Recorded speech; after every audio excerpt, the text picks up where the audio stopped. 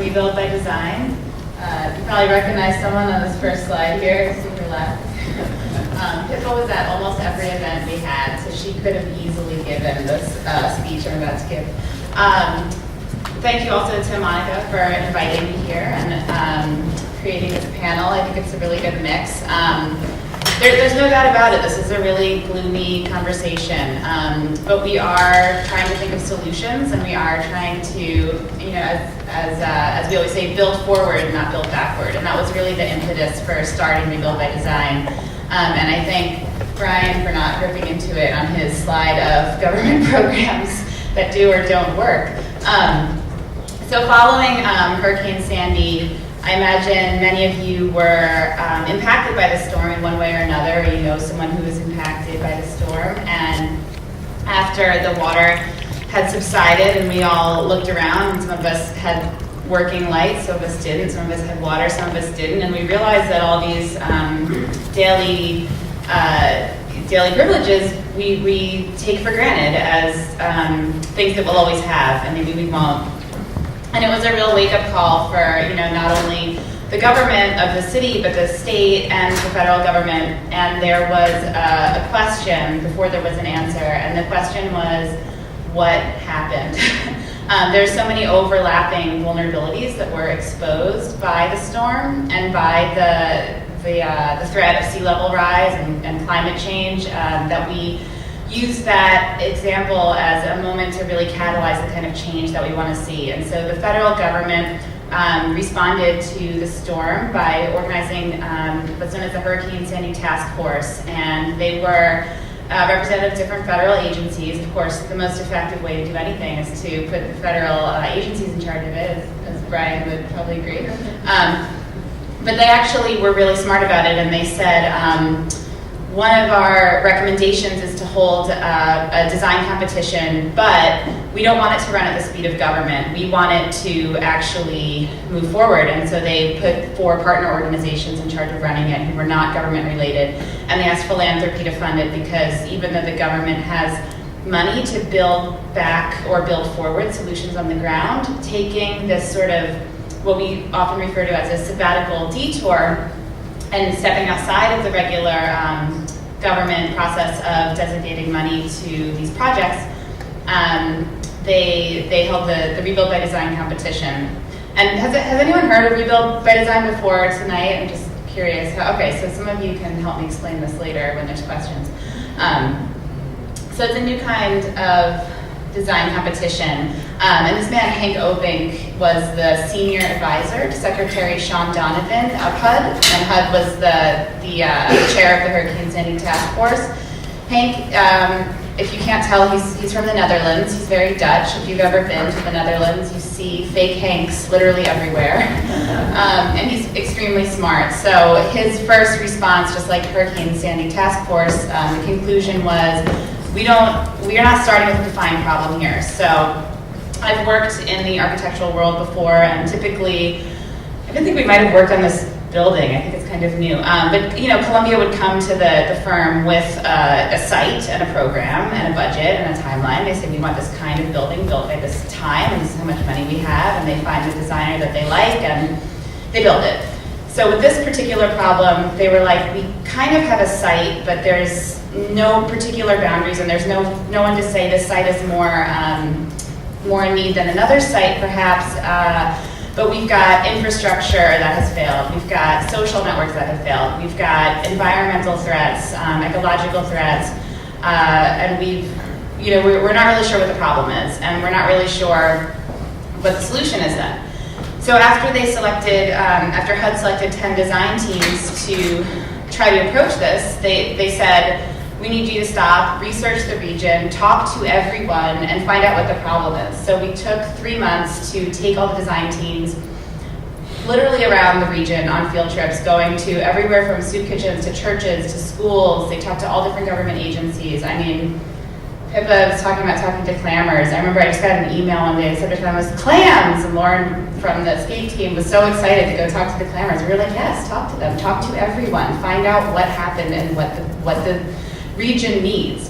And so they did that, and it was I think a little bit outside the realm of what designers are usually tasked with, and I think everyone really learned something through this process. And the process was shaped by these two major goals, which was to promote innovation by developing, we tasked everyone with, again, they didn't have a site, so everyone went into this trying to find regionally scalable solutions, but then kind of relate them to the local context. So for the Breakwaters project, for example, which will be in Raritan Bay, which I don't know if anyone's been to Staten Island besides driving through it to New Jersey, but if you've been there and you've been to the South Shore, you can see that the Raritan Bay is like just as narrow as the Hudson River on the end, and New Jersey's right there. And a solution like Living Breakwaters might be applicable to the New Jersey side, but in a slightly different local context. And so by this way, we wanted to just, again, amplify and magnify all of the solutions that we were coming up with by making sure that they would be applicable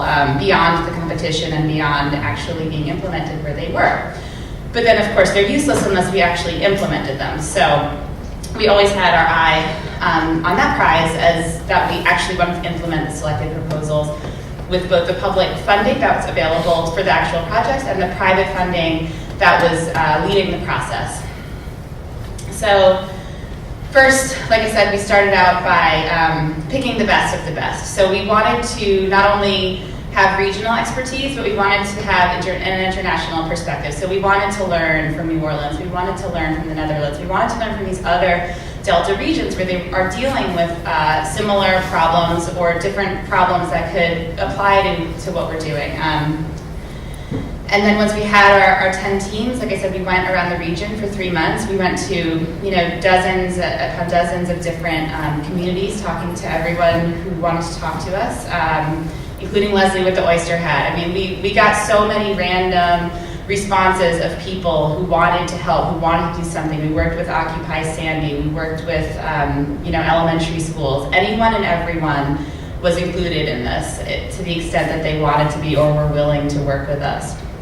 And then after 6 months of really, really, really community-driven design, we had 41 different ideas, and then HUD picked one idea per team. So there were 10 ideas. And then over the course of 6 months, they developed their solutions. And in June, 6 of the solutions were allotted a significant amount of funding, and one of the solutions was allotted a slightly smaller portion of funding. And so now we're implementing the projects. So talent and then research, this was us actually going through communities. You can see in that upper left picture, we were in Milford, Connecticut, and it started to rain, and so we went underneath this house that was elevated to talk to the people we were there to talk to. And then we, like I said, we met with all of the different agencies, people, thousands of individuals. And so we arrived at the 10 finalist projects. So I'll go through them each one by one, but you can see they are quite regional. So there's 3 in New York City specifically, in Hunts Point and Manhattan, and Staten Island. And the Staten Island one is a New York state project, but it sort of teeters on New York City. It's technically part of the city as well. And then on Long Island, there's a solution in Connecticut, there's several in New Jersey, and then there's a couple of regional ones. So I'll just go through those a little quickly, and then I'll dive into the New York ones more specifically, because I think we're all here really interested in the New York projects tonight, but I'm happy to talk about any of them afterwards. So the Big U, which was awarded arguably the largest amount of money from the HUD Community Development Block Grant money, is a solution for Lower Manhattan. Specifically, the first phase is from Montgomery Street to 23rd Street. And you'll notice what a lot of the solutions have in common are they're very much a hybrid of landscape, hard infrastructure, and social infrastructure. So all of the projects are intended to have multiple purposes and to be functional and useful and elevate people's everyday lives, not just the event of an extreme storm. And I'll go into the Big U in a little more detail in a minute. The Commercial Corridor Resiliency Project was the project that a firm called HRNA proposed with their team, including Cooper Robertson and Partners and all the folks at the bottom of the screen. And so their hypothesis was that the commercial corridor at any community is the lifeblood of the community. So if you shut off the ability for people to get the goods and services they need in an emergency, you've really cut them off in an irreparable way. And so they wanted to work with small businesses to not only elevate their systems so that they might not shut down in the event of a flood, but also look at very simple things like in New York City especially, you'll see a lot of on the sidewalk level, there are kind of basement doors that open up. So something just as simple as like reinforcing that with plexiglass in the event of a storm so all of their storage doesn't get flooded. And so they were looking at these little incremental solutions and also finance solutions to get micro loans and micro grants for businesses to do that. And they were looking specifically at 116th Street in Rockaway, Red Hook, Brooklyn, and Asbury Park, New Jersey, which were all very hard hit by the storm. On Long Island, as I think someone mentioned, I think it was Brian, had one of the highest storm surges, if not the highest storm surge, on Long Beach, and the whole corridor connecting Long Beach to the south shore of Nassau County was very inundated by water from the bay. And there's a wastewater treatment plant right there in Bay Park, which overflowed and caused undue pollution and hardship. And so they're looking at different gates and different ways to control the water so that this doesn't happen again. In the Meadowlands, the MIT team proposed that they take the Meadowlands as kind of a forgotten industrial wasteland in a way and turn it inside out. So right now, all of the industry is kind of facing in, and it's not really, inviting anyone to it, and it's cut off from different transportation networks. And so they're looking at turning that into a park with a more reliable transportation service to it. In Hoboken, which is also flooded because it's essentially a lot of infill with a slightly elevated part in the middle, which is where the Stevens Institute is.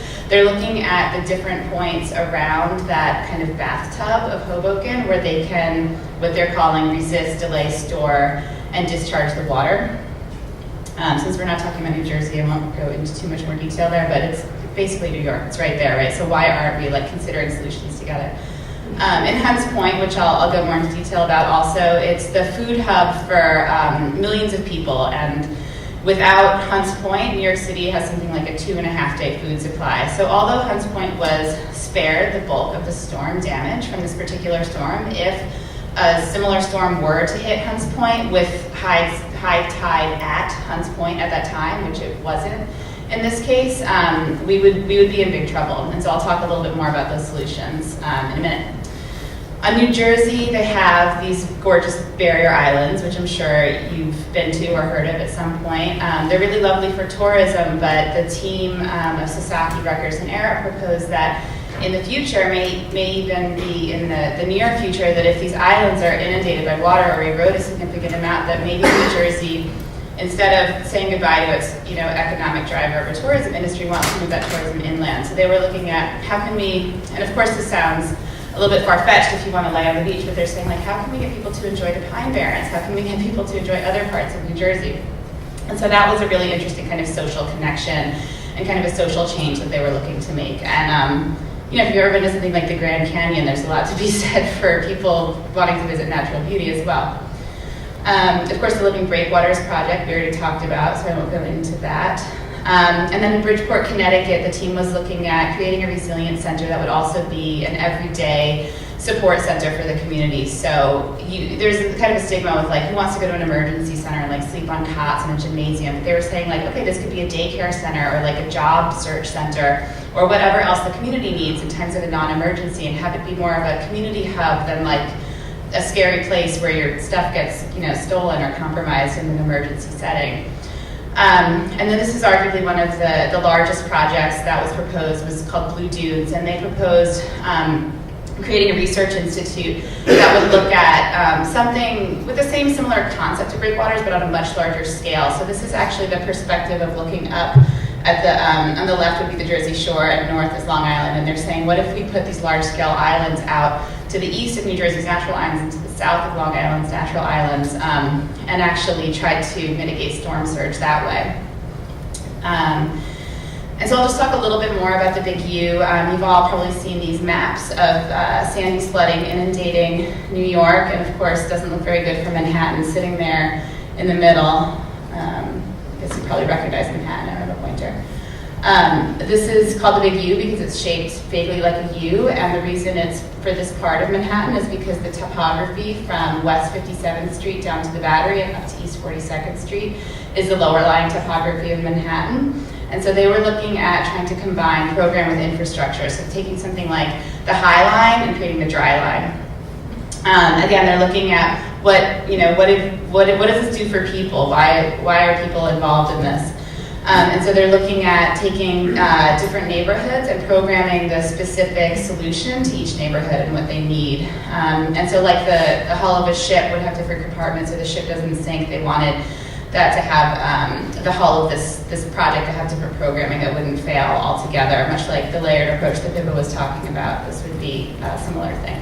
So the first phase of the project, which is funded, is from the Brooklyn Bridge on Montgomery Street up to 23rd Street. And if you've ever tried to access the FDR Park or the East River Park over there and you encounter all this terrible infrastructure, you can't get over the FDR very easily. It's all very like Robert Bose's sort of ugliness. And then where the FDR is elevated, they're looking at creating these walls that would be deployed during a storm event that would be covered in art in an everyday event that you would put down if there is the event of a storm, and it would perhaps block water. Sorry, I'll just rush through the end. I think I'm a little over time. And then there could also be these sort of like elevated, incremental, socially useful pieces. If you've ever hung out under the FDR, you would see that there are people doing like Tai Chi and exercise under there, and it doesn't look very safe or fun because it's not an inviting place, but they're saying maybe we can program this a little better. And then for East River Park, they're looking at taking that really flat landscape and elevating it to reduce the impact of the surge. They also propose covering or burying the FDR, but I don't know if that's going to happen. Hunts Point is the 1 square mile of the Bronx where all of our food comes and goes. There's the Fulton Fish Market there, amongst a number of other markets, and it's one of the poorest congressional districts, but there's thousands of people there who could really use jobs. So some of the infrastructure that the Penn team proposed would not only create jobs, but would protect and create barriers against storm surge. They also proposed creating a tri-generation plant so that if the power goes down elsewhere in Manhattan, Hunts Point would still have power and still be able to function. And they also proposed, this is just sort of the lay of the land of Hunts Point. Sorry, I'll skip through some of this stuff. And then the last thing they proposed was what they're calling emergency supply chain and cleanways. Cleanways is the levee system or the energy system. And then the emergency supply chain is the fact that Hunts Point is the only marine accessible food hub that doesn't have a marine accessible way of transporting food. So everything there is coming and going with trucks. There's one of the highest rates of asthma in the country. And in the event of a storm like Sandy that could be worse, there would be no way of trucks to access it. And of course, we all remember the gasoline crisis that happened that accompanied Sandy. And so they're arguing that it just seems like a no-brainer to create a marine transfer station there. So some key lessons we sort of covered is involve the community, because from Katrina we learned that if you helicopter in with designers and try to propose something and put it on the community, they don't want it, they reject it. And looking at everything holistically, like trying to, solve a health problem without looking at your diet would be silly, right? So it's like, how do all these things work together, and then how can we make them bigger and better in the future? Rebuild by Design today, we can talk a little more about, but the projects are being implemented, and we're looking at doing this sort of process in other cities, which is really exciting. And that's it. Hopefully, if you have any questions, you can ask in the second portion. Thank you.